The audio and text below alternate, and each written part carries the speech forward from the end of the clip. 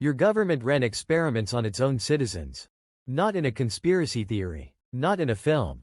In real hospitals, real universities, real prisons. And for 20 years, nobody knew.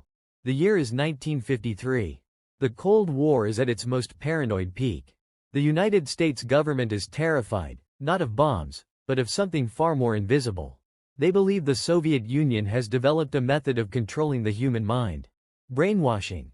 The fear wasn't irrational. American prisoners of war returning from Korea were saying things that didn't sound like them, confessing to crimes they hadn't committed, praising systems they had been raised to despise. Something had been done to their minds. And the CIA needed to know what. So on April 13, 1953, CIA Director Allen Dulles formally authorized a program that would become one of the most disturbing chapters in the history of modern government. He called it Project MKUltra. And for the next 20 years, it would operate in complete secret. MKUltra was not one experiment.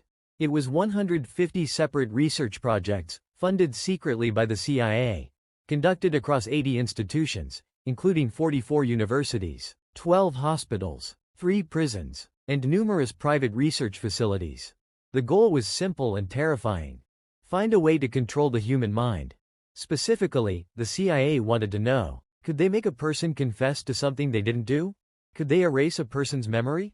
Could they implant false memories? Could they program a person to carry out an act, and then forget they had done it? These were not science fiction questions.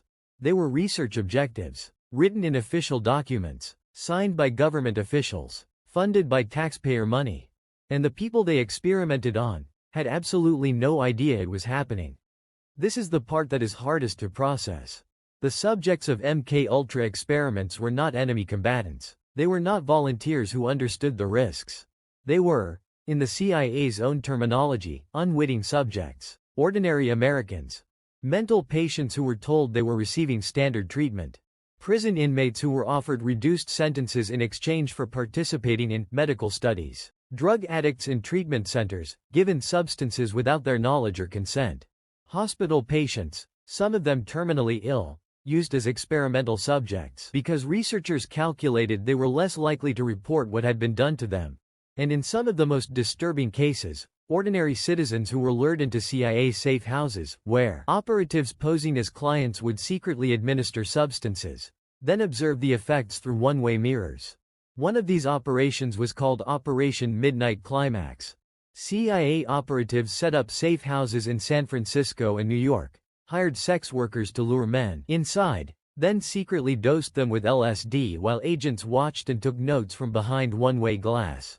The operation ran for years. Nobody asked for consent. Nobody warned the subjects. Nobody told them what had been given to them. LSD was the centerpiece of MKUltra. The CIA became obsessed with it after learning of its discovery by Swiss chemist Albert Hofmann in 1943. They believed it could be the key to unlocking the human mind, making subjects suggestible, cooperative, unable to maintain lies. They were wrong about that. But they didn't stop experimenting for years. Subjects were dosed with LSD for days at a time, weeks, without their knowledge, without any psychological support, without any way to understand what was happening to their own minds. One documented case involved a subject who was kept on continuous LSD doses for 77 consecutive days. But LSD was only the beginning. MKUltra researchers also experimented with electroconvulsive therapy, applied at voltages far beyond medical recommendation, specifically to erase memory. Sensory deprivation. Subjects kept in complete darkness and silence for days, to break down psychological resistance. Hypnosis. Attempts to create what researchers called a Manchurian candidate, a person who could be programmed to carry out acts without conscious awareness. Barbiturates combined with amphetamines, to create states of extreme confusion and suggestibility. Psychological torture, prolonged isolation, sleep deprivation, verbal abuse, to break down a subject's sense of self completely. The program had one subproject, Subproject 68, run by a respected Canadian psychiatrist named Ewan Cameron, that went further than almost anything else. Cameron believed he could erase a person's existing personality completely, and then rebuild it from scratch. He called his method psychic driving. Patients, many of whom had checked themselves into his Montreal clinic for minor issues like anxiety and depression, were put into drug-induced sleep for weeks or months at a time. While they slept, recorded messages were played into their ears on loop, thousands of times, day and night, for weeks. When they woke up, many couldn't remember their own names, couldn't recognize their families, had lost control of basic bodily functions. Cameron had successfully erased them. He just couldn't rebuild them. And when his funding was quietly cut, he moved on to other projects. His patients were left, in pieces, with no explanation and no help. MKUltra didn't just damage people. It killed at least one person that we know of by name. Frank Olson was a U.S. Army biochemist working with the CIA on biological weapons research. In November 1953, he attended a work retreat at a cabin in Maryland. At the retreat, CIA operative Robert Lashbrook secretly dosed Olson's drink with LSD, without his knowledge, as part of an MKUltra experiment on the effects of the drug on unwitting subjects. Olson had a severe reaction. He became paranoid, withdrawn, and deeply disturbed. Over the following days his colleagues noted he was not recovering. 9 days after being dosed, Frank Olson fell from the window of a New York hotel room on the 13th floor. The CIA immediately ruled it a suicide. His family was told he had jumped. They were given no explanation, no details, no real investigation. In 1994, Olson's body was exhumed for a second autopsy. The forensic evidence suggested he had been struck on the head before going through the window. The medical examiner ruled the manner of death homicide. No one was ever charged. Frank Olson's son Eric has spent the rest of his life trying to find out what really happened to his father. He is still looking.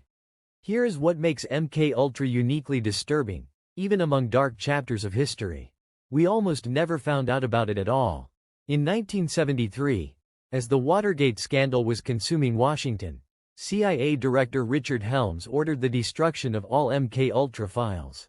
Boxes of documents, years of records, evidence of what had been done to thousands of people. Shredded. Gone.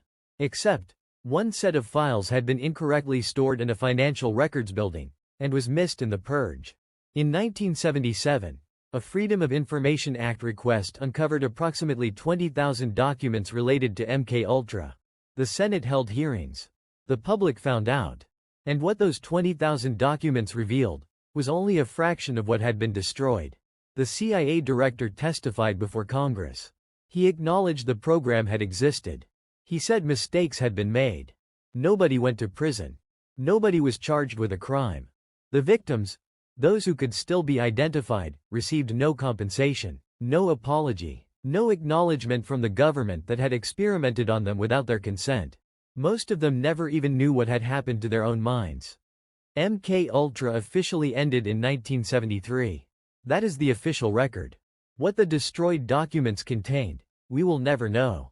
What other programs existed alongside MKUltra? Programs that perhaps were more carefully hidden, we cannot know. What we do know is this. The people who authorized MKUltra were not monsters in the way history usually draws them. They were bureaucrats, scientists, academics, physicians who had taken